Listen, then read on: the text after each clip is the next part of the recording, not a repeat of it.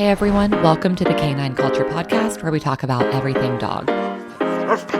Q&As with veterinarian professionals, rescue operators, everyday topics. We cover everything dog on this podcast.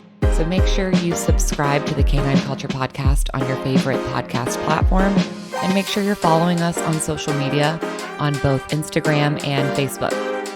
Thanks again for listening. Now here's that next episode. Hey everyone, welcome to the Canine Culture Podcast. This is your host Brittany, and today we're going to talk about the hidden signs of stress that most dog owners miss. So oftentimes, whenever you're thinking of a stressed dog, what's the image you get in your head? You're thinking of a dog that's growling, that's barking, that's trying to bite. But here's the thing. By the time a dog reaches that point, oftentimes they've already been communicating that discomfort for some time. So the problem is that those earlier signs might be subtle or just signs that we haven't been taught to understand or to recognize. So today we're going to talk a little bit about those early signals and how you can better understand your dog before that stress escalates. So you've heard it before. One of the biggest misconceptions you've heard, you've seen, is someone says, oh, that was out of nowhere, whenever their dog reacts in an unfamiliar way, if you will. And it wasn't truly out of nowhere. The dog likely had been communicating. So beyond just vocalization, there's of course body language that dogs use to kind of tell us whenever they're stressed. So the first one to think about is lip licking. You've probably seen the videos online where a dog is by another dog, maybe by a child, by a stranger, and they're just constantly licking their lips. If your dog hasn't just finished eating and they're licking their lips, that might be an indication of stress. You know, they are meeting a new person whenever you're on a walk. They are at your vet and they're waiting for your vet to come in. You've probably seen it before. So that's something to look out for, especially if you are doing an introduction with a person or another animal. Another common sign is yawning. So a lot of people just associate yawning with being tired. Dogs will yawn when they're stressed out, when they're in a stressful situation. And so they're trying to cope with the situation, you know, so they are giving you that signal. A lot of people just aren't recognizing it. And so that's something else to look for, yawning. You've probably heard of whale eyes, the term whale eyes, and I think this one can be a little bit harder to recognize.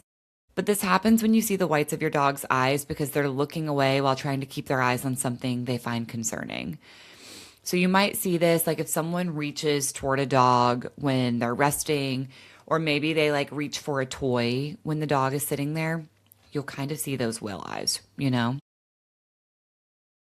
Another one could be sniffing the ground. And this one I know is a little bit hit or miss, maybe a little harder to see. It's kind of surprising. Dogs aren't always sniffing because they found an interesting smell. Sometimes it's displacement behavior to help them regulate themselves during a stressful situation.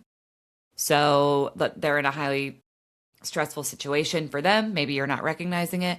All of a sudden, they're fascinated with the grass, right? They're like sniffing around. They kind of have that hyper focus and they're trying to regulate themselves.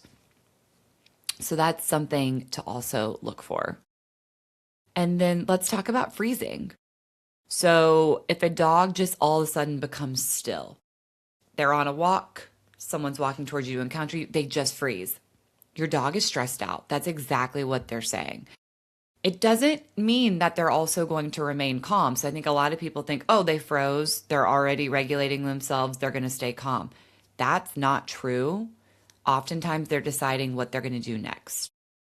So respecting that moment, giving them their space, trying to prevent it from escalating.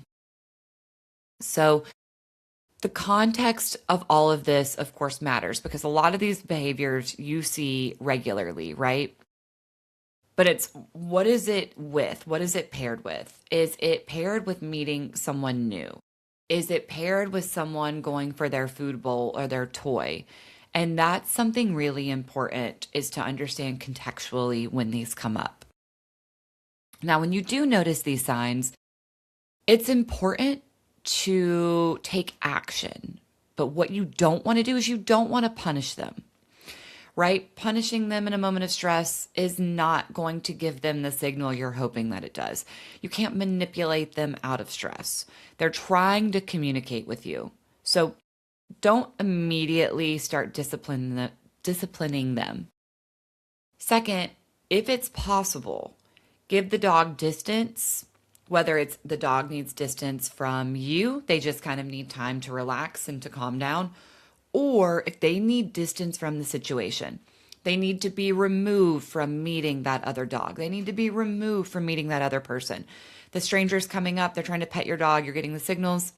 Hey, I'm so sorry, my dog isn't able to do this right now. Please back up, or please don't pet my dog. So really advocating for them and giving them their space. And then the third thing that you can think about is giving your dog choices. So do not force the interaction. Your dog can decide if they want to meet that other dog, if they want to meet that other person. So if they don't want to, and it's not crucial to, something you're working on, a training, whatever, let them decide to pull back from that interaction and don't force it. So, as we kind of wrap up, I want you to just think about these different situations that your dogs might be in, and remember that stress is not always growling, barking, biting. However, stress can lead to that if you are ignoring those signs, if you're not advocating for your dog, if you're not giving them distance, if you're forcing interactions. And so it's super, super important for you to understand your dog's communication verbally as well as body language. So thank you for listening today. I know it's a little bit of a shorter one, but just wanted to throw this one out there. Just with all of the videos on social media, I know you guys are seeing them. You're seeing a lot of these dogs in stressful situations, and you see it online. You're like, that dog hates being in that situation. So wanted to give you some tips that you can share with someone, whether they're a new dog owner, a seasoned dog owner, they just rescued a dog, just got a puppy. As always, thank you for listening, and I'll talk to you next week. Thank you for tuning in to the Canine Culture Podcast. Please make sure you subscribe to the Canine Culture Podcast on your favorite podcast platform, and make sure you're following us on social media. If you have any recommendations, any topics that you'd like to hear, if you know of any guests that would be good for the show, or if you yourself want to be a guest, please reach out to us. Send us an email at canineculturepodcast@gmail.com, or send us a direct message on social media. Thank you for listening, and please share this with any of your dog-loving friends.